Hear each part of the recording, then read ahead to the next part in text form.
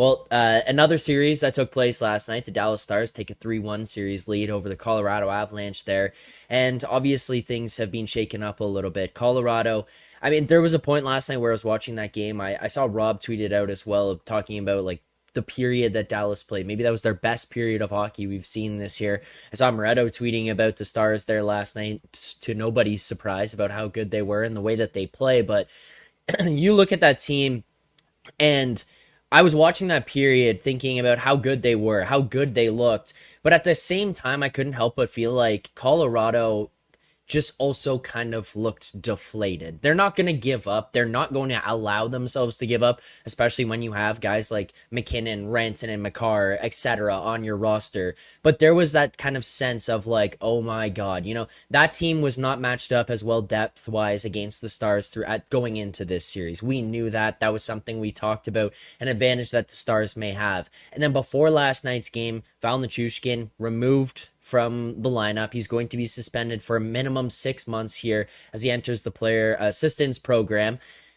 That's a huge blow to that team, because you look at McKinnon, Rantanen, Makar, that next tier down is Valeri Nichuskin. His goal scoring that he had brought so far to the playoffs, what he was able to do throughout the regular season for this team, losing him is a huge blow. I mean, Moretto, at this point, you look at that loss for the Avalanche, they're not going to give up again, as I had mentioned, but does that just kind of feel like that's the nail in the coffin for that team and their ability to match up with the Stars, given how the Stars play, who they have in their lineup, just the system that they've implemented, and I mean, essentially how good they are?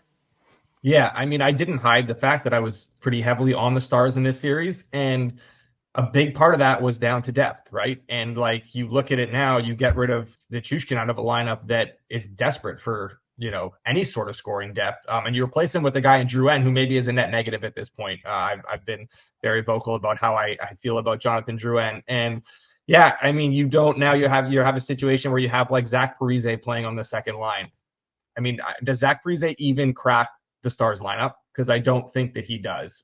You've got a Stars team that's got like Duchesne and Sagan, and like Dadonov and Mason Marchment in their bottom six.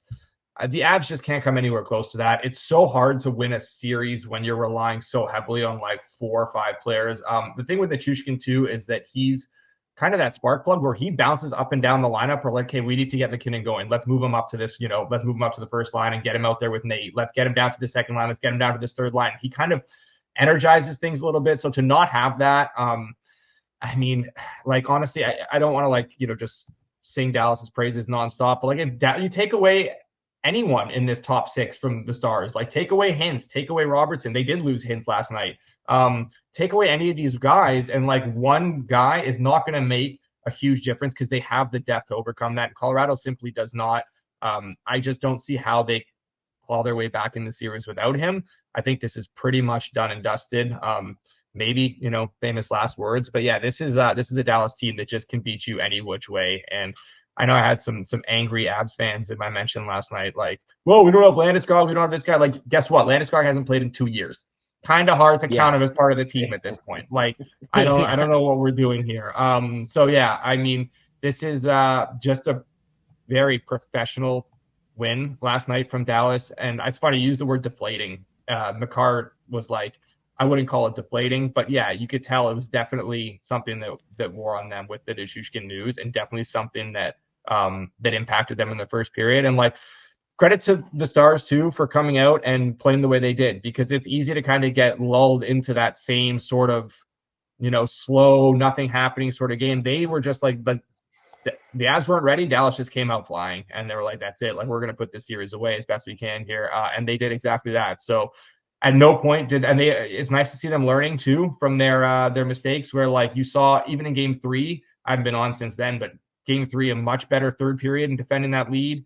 Last night, way better in defending that lead. They learned from those first 2 games where they just kind of took their foot off the gas a little bit. Hey, we can't really do that. So yeah, I think this series is pretty much, honestly, I think this series is pretty close to done here. And I don't see I don't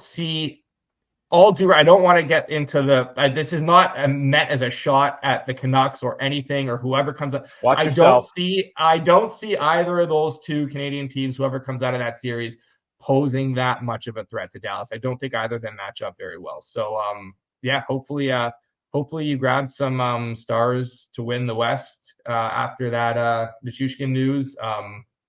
If not, I think there's still time. I think there's still like some decent prices around there. But yeah, this feels like Dallas's conference right now. What price would you be looking for there, Moretto? Just for people who might be Um, watching now looking. well, I mean, you have to consider that this series is pretty much done, and there's about a 50% chance that they're going to probably play the Canucks next round. And so you're looking at like parlaying a pretty heavy series price now with like a minus if they play the Canucks. I mean, again, this isn't even my thoughts on the Canucks or anything. This is simply just the market will probably have that price around like minus 200-ish for Dallas. And yeah, I mean, you're going to get like minus 120-ish, maybe if you can, like minus 115, minus 130 on the Stars. I think anything like minus 125-ish or better would be great. I'd still even go up a little bit shorter than Matt, I heard you saying careful, careful, careful. I'm obviously that. in reference to what might be coming up in a third round matchup and Moretto's comments there.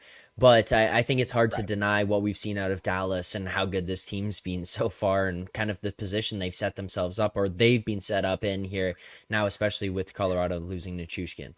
Yeah, I mean, well, so first, just a quick note on Colorado, right? Alex is right 100% about basically everything that he said there. I would sort of just mention, and the thing is, because we're here in Canada and we're just desperate for somebody to win a Stanley Cup from this country, or at least that's sort No. of how everyone sort of claims that to be the case. Anytime anybody wins a Stanley Cup, right? They're immediately like launched into this upper echelon. You had 14 guys on Colorado last night who had won the Stanley Cup a couple of years ago. And whether we're talking about Cale Makar, which everybody talks about as being the best defenseman in the league, and like anybody who doesn't win the Norris Trophy or even wins the Norris Trophy that isn't Cale Makar, it's like some sort of travesty or mockery. And of course, Nathan MacKinnon always getting thrown into the mix for a Hart Trophy. It's like, yeah, I know. I realized their depth wasn't great, but where were those two guys in the first period? Because, I'm sitting here in the shirt that I'm sporting right now, having to deal with Connor McDavid and Leon Draisaitl on a bi-nightly basis, doing, basically all the lifting for the Oilers, right? And the Oilers' depth, based on how they've performed this postseason, and certainly in this series, isn't any better than the Colorado depth, even without Nichushkin. And by the way, like, this is a guy who missed significant portions of the season. They missed him in the playoffs, in the last 5 games of the playoffs last year. Yes, obviously a lot of goals scored, but like the fact that like the whole thing comes crumbling apart if Nichushkin's out, that, I kind of, get my back up against that. The Devon Taves, I think actually was potentially a bigger issue yesterday. So I'm just looking at that game going like, all right, yeah, like the Stars are caving them in here, but like what happened to the superstars on the Colorado Avalanche, right? And of course, Zach, you're well aware of sort of the concept of like, okay, how much can Austin Matthews do on his own, right? And I'm watching Connor McDavid essentially, obviously with Leon Draisaitl, like do it all on his own.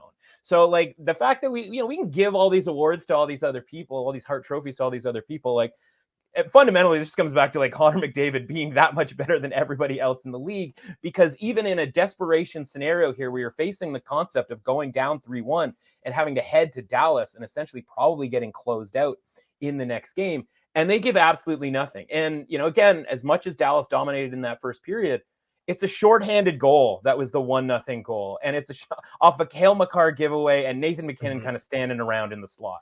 Right? So where were those two guys? So I realized, their games start at weird times and during the regular season, and everybody's watching their team in the Eastern Standard Time, and then all the Canadian people are watching their team. And so like we just kind of see the highlights a lot of the times with Makar and MacKinnon. And they're awesome. Don't get me wrong. But like that was the time for those two guys to step up in that game, and they didn't do it. So you know what? Kudos to being a finalist for the Hart and a finalist for the Norris and winning this and winning that. But like, I'm sorry, like you needed to be better last night and you weren't. And so you can say that you weren't shook or whatever, but like, well, then what's your excuse?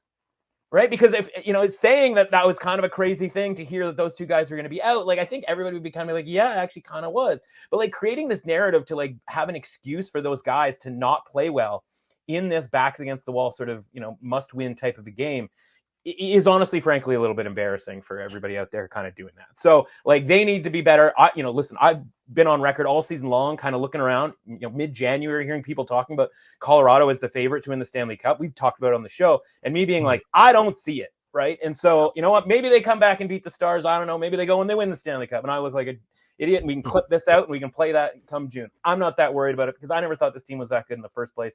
Part of it is the goaltending, and the goaltending hasn't even been that bad in this series, right? So goaltending's been good. Goaltending's been good. Yeah. And it's just like, and by the way, like the next game at night might not be.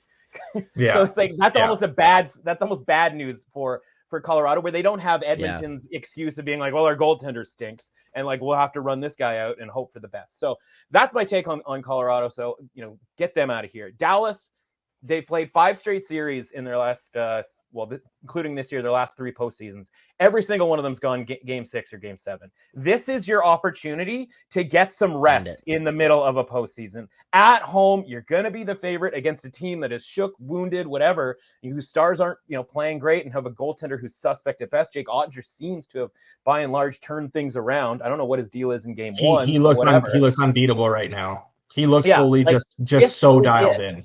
When you've got all these teams and you yourself have come off, they had less than 48 hours from that game 7 to game 1. I was in that park last week talking about how I didn't want Dallas in game 1. I wanted Dallas for the series, exactly for how it played out, right? I couldn't trust Dallas in that first game based on the circumstances that they were sort of forced into because of the Latin crooner who took over the American Airlines Center. So I'm looking at it going like, of course Dallas has come back and seems to be ready to win this series, but they got to get it done for future purposes. Now, of course, Alex mentions, right, and I don't disagree with it, man. Like, they are going to be a heavy favorite. They are the better team than Edmonton and Vancouver. The only sort of backup that I get with Vancouver is the concept of theoretically getting Thatcher Demko at any point in time, right? Because everybody gets all these, everybody gets to play their starting goaltender, and some of them stink and they don't make it out of a series before getting benched. And then like Nichushkin, again, lots of goals. I get it. Not their most important player. He gets hurt, not hurt, I suppose, but he gets removed from this series. And it's like everybody, oh my God, what, brutal. And meanwhile, like the Canucks are still running out Archer Shelovs, who's like, he's up here, he's down here, he's up here, he's down here. Like the roller coaster is a real one, right? I just would like to see what it looks like if Thatcher Demko came back to take on the Stars. Because we can go and slag the Canucks because they were the one team that wasn't supposed to be this far, going back to before the season started. But like they did end up winning the division, again, with a portion of the season without Thatcher Demko. And if he comes back, how aren't they the same or very similar to some of these other teams, right? That have 3 good lines, that have a good defense core, and have a good top line Vezina-nominated goaltender, right? So it's the only thing that I sort of go like, okay, I realize that his injury happened so long ago that we all just look at the Canucks as the Archers Shelovs Canucks, which again is a weird thing to say after he had such a great game. But again, who knows what's happening in the next one? Like, it's just, I would just like to see it, man. I would just like to see them at full sort of bore here against a team like the Stars. So knock on wood, maybe we get that, maybe we don't. But I think that would be a very interesting series, though. I fully acknowledge having someone who thinks highly of the Stars and has for a while, that they are a problem. But they're going to need to get this rest that they have sort of coming to them so they can get the win tomorrow.